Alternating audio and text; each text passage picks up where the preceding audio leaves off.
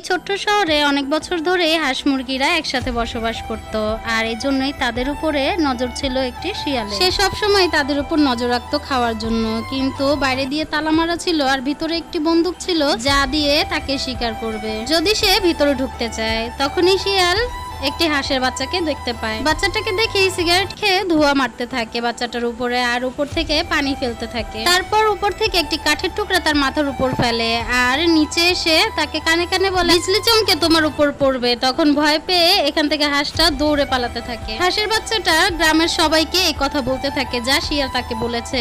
সবাই ভয় পেতে থাকে। তখনই গ্রামের প্রধান এসে জিজ্ঞেস করে আর বলে, এটা শুধুই মাত্র একটি কাঠের টুকরা। শিয়ালের প্ল্যান ফেল হচ্ছে দেখে সে আবার বুদ্ধি বের করে আর গুলাল দিয়ে একটি স্টার সেই প্রধানের উপর মারে। এটা দেখে সবাই সেই হাঁসটার কথা বিশ্বাস করে ভয় পাচ্ছিল। আর তখন কানের সামনে এসে শিয়ালটা বলে সেই গুহার ভিতরে গিয়ে লুকাতে, আর সবাই শিয়ালের গুহায় লুকিয়ে পড়ে। বাকিটা তোমরাই বুঝো।